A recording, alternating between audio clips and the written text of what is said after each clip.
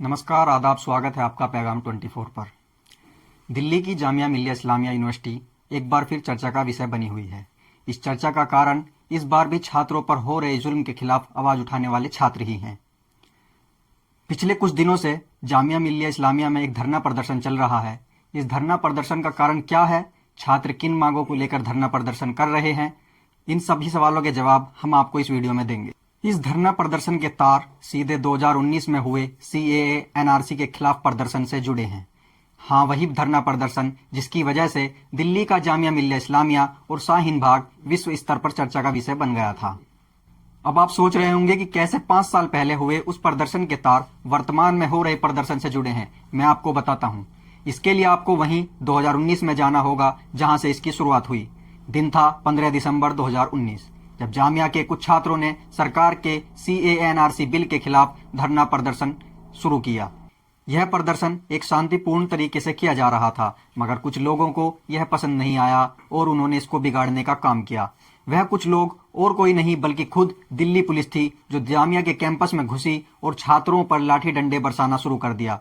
जो छात्र उस धरना प्रदर्शन में शामिल भी नहीं थे और लाइब्रेरी में बैठकर अपनी पढ़ाई कर रहे थे, उन्होंने उनको भी नहीं छोड़ा।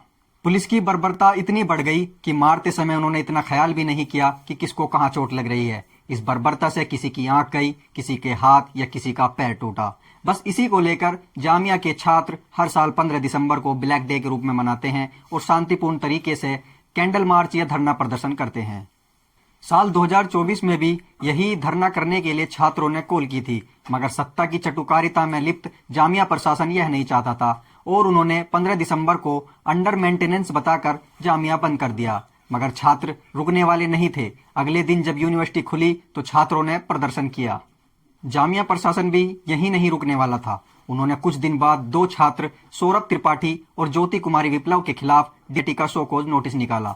यह दोनों ही छात्र हिंदी विभाग के PhD के छात्र हैं। तो अब आप लोग समझ गए होंगे कि यह प्रोटेस्ट क्यों किया जा रहा है। यह प्रोटेस्ट इस शो कॉज नोटिस को लेकर शुरू हुआ। छात्रों की मांग थी कि इसको वापस लिया जाए और जो नोटिस जामिया प्रशासन की ओर से आया था कि कोई भी प्रोटेस्ट करने के लिए अनुमति लेनी होगी, उसको भी वापस लिया जाए। सवाल यह है कि क्या छात्रों को अपने ही कैंपस में अपने ऊपर हो रहे जुल्म के खिलाफ आवाज उठाने के लिए परमिशन लेनी पड़ेगी। यह तो वही बात हुई जैसे किसी चोर से उसके खिलाफ FIR करने के लिए उसकी परमिशन मांगी जाए। प्रोटेस्ट 3 दिनों तक चलता रहा, लेकिन छात्रों की कोई बात नहीं सुनी गई। बजाय इसके प्रशासन की ओर से उनको वहां से हटाने के लिए हर हथकंडा अपनाया जाता है। जब प्रशासन से नहीं हो पाता तो प्रशासन पुलिस का सहारा लेती है। आधी रात में पुलिस कैंपस के अंदर घुसती है और प्रदर्शन में बैठे छात्रों को वहां से उठाकर अलग अलग थानों में ले जाया जाता है। सुबह तक छात्रों का कोई पता नहीं चलता कि कौन से थाने में उनको बैठाकर रखा है। प्रशासन की ओर से एक और शर्मनाक कार्य किया जाता है। धरने में बैठे कुछ छात्रों की निजी जानकारी उनके फोटो के साथ गेट के बाहर लगा दी जाती है।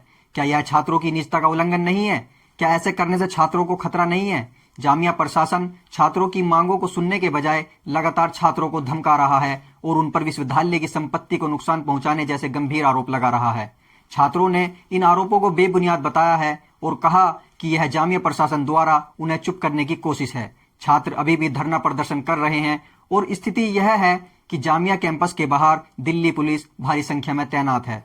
साथ ही छात्रों ने 17 फरवरी को जामिया प्रशासन की कार्रवाई के विरोध में कक्षाओं का बहिष्कार भी किया था। अब देखते हैं आगे क्या होता है। क्या जामिया प्रशासन इनकी मांगों को सुनता है या छात्रों की यह लड़ाई अभी भी ऐसे ही जारी रहेगी? देखते रहिए हमारे साथ पैगाम 24। मैं